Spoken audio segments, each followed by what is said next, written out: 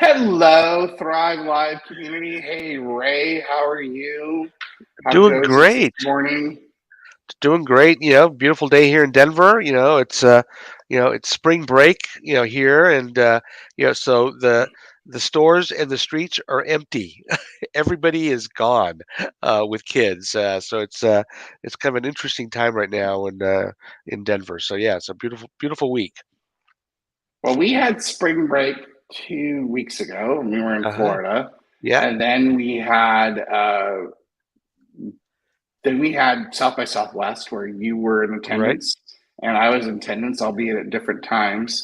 So it's been pretty crazy last couple weeks. So, how did it go at your South by Southwest event? What did you do, and Uh, how did you participate?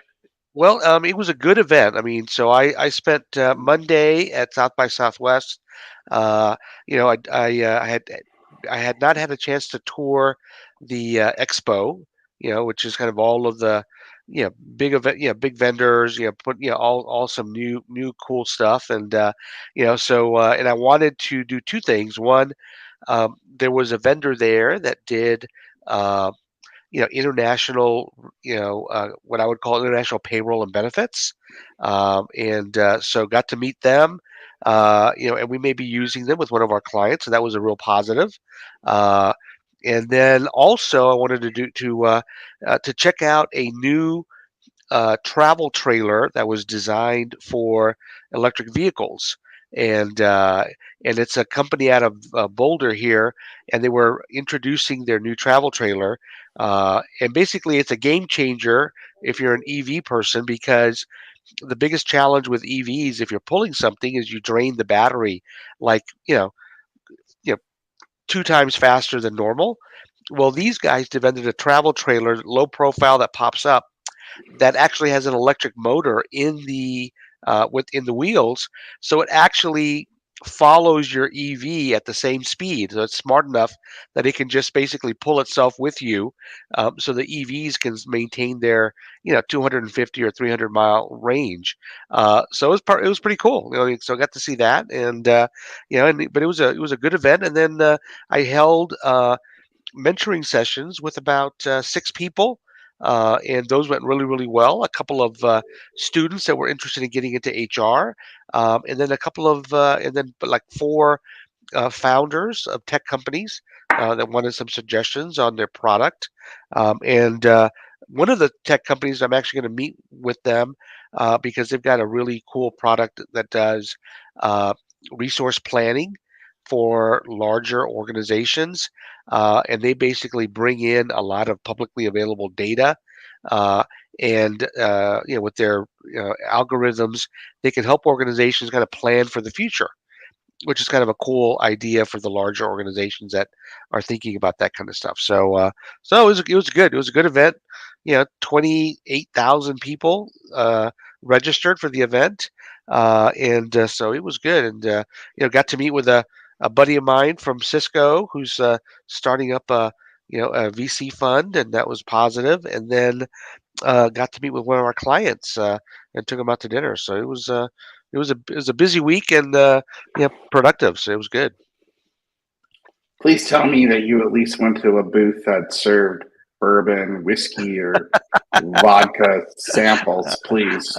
I didn't The do the the, that, the but EV booth and the HR booth are a little bit moving towards HR geek realm. So we yeah, will exactly. we I, will. I I did order a cocktail um, at this booth and had a robot deliver it. So All right. that was kind of cool. They had robots, for for the food industry. So you could order something, and basically they would know where you were, and they brought it right to you. So that was kind of cool. Yeah, that was a All right. uh, All there you right. You're go. off the hook. Yeah, You're off off the the hook a hook. little bit. Off the hook a little bit. Yeah. Well, we did our we spoke at Founders House, which was cool. Thank you, Inc. Magazine. We had a great Yeah. time. Talked about how do we continue to drive diversity as companies are cutting back on hiring, or maybe even making their diversity and inclusion team smaller. So that was a great session, and we had lots of participation. Lots of people were there. and we'll be posting that video from the session probably sometime this week, and we'll get that up there. So that's great. So we've had a really exciting last 2 weeks, and a lot's going on. So I think one of the things we were looking and talking about today was what's just really happening in the overall labor market, what's happening in the overall overall economy, and just try to make a little bit of heads or tails out of it, because I think we're all trying to do that. Yeah, no, that's true. I think and it's interesting because I attended a session last week that was headed up by one of the chief economists at J.P. Morgan, and he talked about some of the concerns in the banking industry, uh, and what he basically said, which makes a lot of sense, that the banking industry is really all about confidence. If consumers and private industry have confidence in their bank and in the system, things will be okay. So we had a little bit of a confidence shakeup with Silicon Valley Bank and the other bank. I think it's Standard Bank out of New York. But from their perspective, and of course their bank, they think that that the Fed did a really good job of addressing it, and that there's still a few banks out there that are challenged, but that for the most part the entire industry is in pretty stable shape.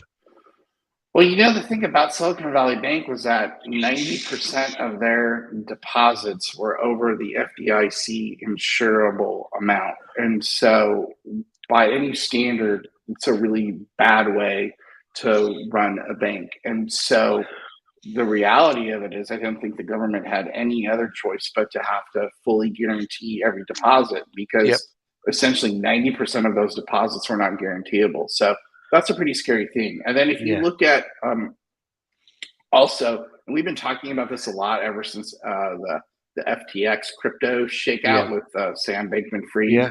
We were interviewed for that article in Benefits News about how the fact that Silicon Valley Bank had no head of risk for almost a year. And so we've been having discussions about how these companies that are taking care of crypto or your money or your retirement or whatever have to be more responsible, fill these risk positions, fill these audit positions, fill the head of legal, fill the CHRO job. And if they don't, perhaps, there'll be federal regulations that need to be implemented to say you have no choice, get these positions filled, because these companies are taking advantage and not doing the things that they need to do for their fiduciary responsibility.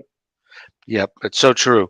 I think you're right. I think there were some key roles that had been not filled at Silicon Valley Bank for a half a year to a full year, and a lot of those were in the area of risk and risk management. And you've got that is such an important part of the responsibility of that CEO and that board of directors. They've got to get those things done. And I think that'll hopefully avoid these kind of things in the future. Yeah, when you feel better about your money being put in a coffee can in your backyard buried than you do having it in Silicon Valley Bank or some other bank, that is a real crisis of confidence for That's sure. right. That is so true. It's like, or when you start to move your money around so that your accounts don't exceed $150,000, because if anything more is not insured, yeah, that's definitely a challenge, for folks. Hey, in 2008, I remember doing that. I Yeah, remember splitting up accounts yeah, and like going, yeah, we yeah, got to have be at the insurable amount. So yeah, it's yeah, scary, yeah. and these things happen for people that haven't been through these times. They do happen, and you have to stay positive, and you have to realize that things are getting a little bit dicey or sticky, but they'll come back. Nope, that's true. That's so true. And and what are your thoughts about kind of the labor market? What do you what's your thought there? Well, it's really interesting. I read something earlier this week where it said that 60% of people that are making $100,000 or more have a side job, and that's not necessarily you know really going and working at Target or something, but that's potentially doing what they're good at, via Fiverr, or one of these other organizations that allows you to do gig work. Whether it's writing scripts, or Yep. whether Yep. it's doing websites or whatever on the side. So a lot of people are doing side work, which gives me a bit of an indication that it's getting harder and harder to keep up with how expensive things are with what your primary source of income is. Yeah. And that's challenging for people. And I think that we're seeing definitely some tightening.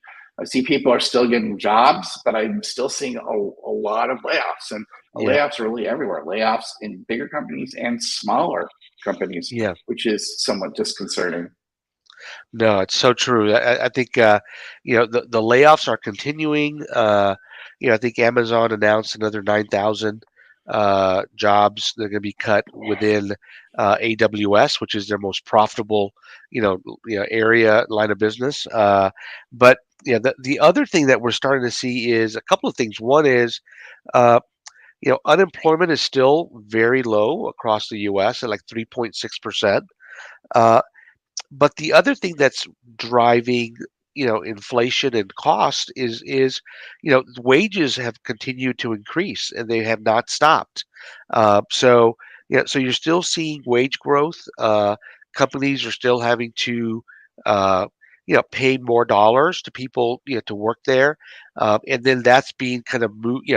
Those expenses are being shifted directly to us, the consumer, and again, so that's driving inflation. The inflation's at like 6.4%. So it's gotten a little better over the last quarter, but we're still in that cycle of having to pay more for employees than having to charge more to clients and customers for their services and products. So it's going to be an interesting market for the next at least 9 to 12 months to see kind of what's going to happen and especially as uh, more people are get laid off and are looking for opportunities. What we're seeing, and we just got turned down with one of our clients as an example, for a software development job. The person was laid off, at Google, and basically, we made him an offer, in the Bay Area, you know, a strong offer, with you know, base bonus and stock, and the person turned us down because they thought, that they wanted to find an organization that was more financially stable than our client. And our client's very financially stable, but a smaller company. Uh, so people have choices, and they're getting taken off the market very quickly when they're available. So it is going to be a definitely going to be an interesting market from a labor perspective. Well, if you come out of a premier company, the good news is for you is that you pretty much have a really great skill set and good experience where you can really command what you want in terms of Yeah. salary, type of company, Yep. and those things. So that works out well for that person. I Yeah. think for other people, sometimes you don't have that luxury to say, hey, I want all these five things on my checklist to work out. Sometimes Yeah. you can't really get everything, but for that person, that's a Yeah. good That worked out. situation. Yeah. Exactly. I mean, if you're in a G&A function right now, you know, uh, I think they did a survey that of all the reductions in tech, 29% of those reductions were in HR.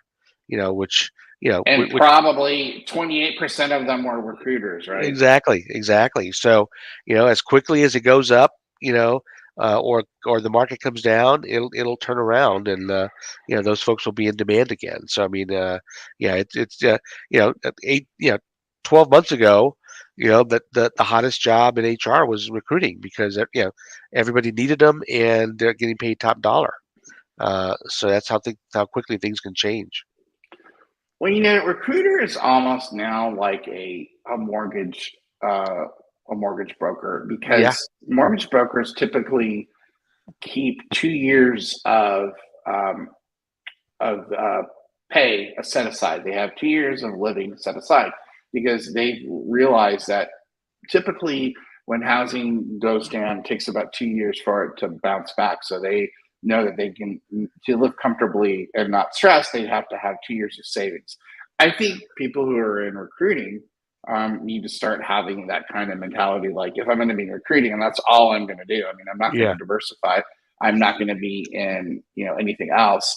Potentially, they need to think about having a year or 2 years of savings so that things can bounce back until they get another recruiting job. Or you need to diversify so that if aren't doing recruiting, you're doing immigration, or you're doing something else, or you're doing employee relations. I think you have to broaden your skill set because this will happen again for sure. So you want to make sure that you have the ability to be very fungible within your organization. Yeah. Nope, that's true. Yeah, the more skills that you've got in your, kind of in your background, the better, and because you can be, you can be utilized in different spots, and that's huge. That the utility players are a lot more valuable right now than, than one position players, right? So, that's the environment we're in. Yeah, and it's going to take you longer to find a job. Things are definitely, I think, a little bit more tight. I think that you're going to have to, be ready for an elongated job search, and you're going to have to be ready for, you know, potentially some rejection, which is really difficult to take, especially after Yeah, you've been laid off and then you're looking and you get rejected. So hopefully, people that are out there can stay, motivated and be resilient in these times.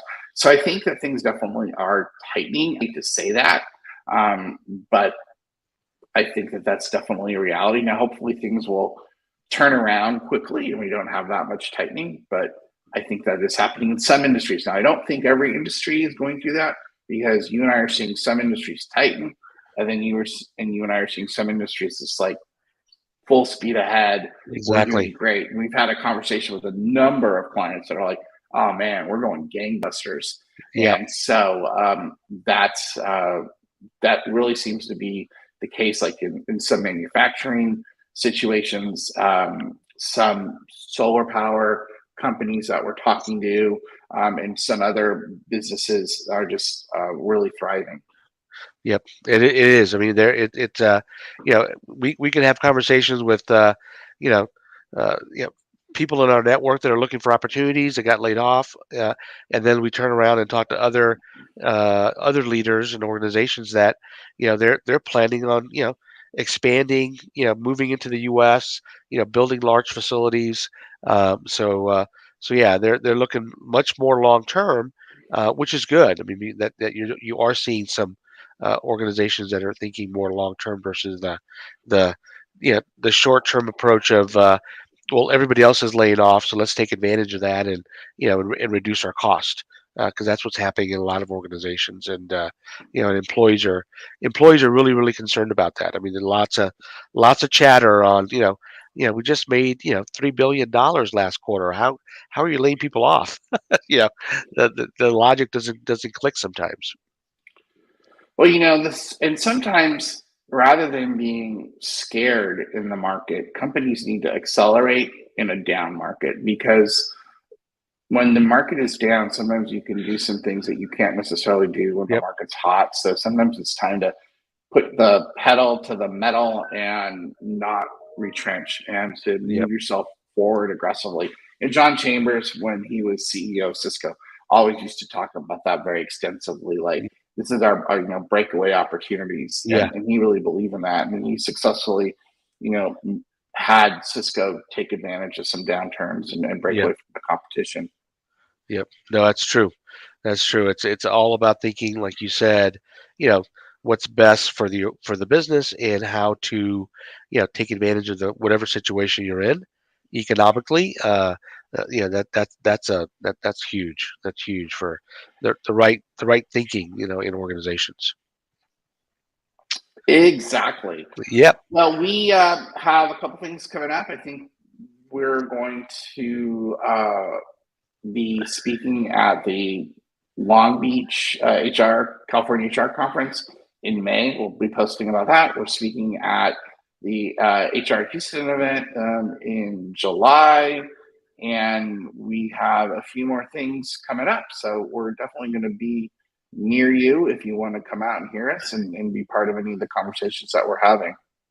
Yeah, definitely. And also, anybody that's out there that is looking for networking opportunities or support as they look for their next opportunity, let us know. We'd love to connect with you, talk to you about opportunities, and see what we can do to help you as we talk to other clients and other professionals within our space. I think that's we love doing that as part of our overall kind of giving back to the HR function. We are here for you. So feel free to send us an email or send us your resume at Thrive HR Consulting, and we'll love to work with you. All right. Anything else we should chit chat about on this topic? The only other thing is our engaged mentoring work. That's right. We are setting up a couple of HR kind of cohorts to do mentoring for about 12 months. And so if anybody is interested, let us know. Jason's going to lead one. I'm going to lead one. And I think it's going to be a lot of fun and a great way to connect with other, key leaders, in HR organizations. Yeah, it's really great, and I think that it would be a great opportunity for folks to come and learn from myself or Ray. And I know that a lot of people in my network are really interested about it, and a lot of my past employees that have worked for me are interested in it, so that we can talk about things that help them, and what are we doing now that can help them move forward, because things change, things are different, and I'd love to be able to. I've had a lot of success in getting people promoted and getting people into senior jobs and having them do really well. So I'd love the opportunity to talk with somebody that's out there and help them, move ahead and get to a place that they want to be. Yep, exactly. That's great. We're looking forward to that and all of our opportunities to connect with folks, at these different conferences. So it's going to be a good and busy summer. Excellent. We're looking forward to it. All right, everybody. We'll talk next week. Thanks again for joining us. Please remember to search Thrive HR Consulting on social media and wherever you listen to podcasts. Subscribe, follow, and share to make that connection. To get an invite to our Slack channel, just comment or drop us an email at thrive@thrivehrconsulting.com. See you next time.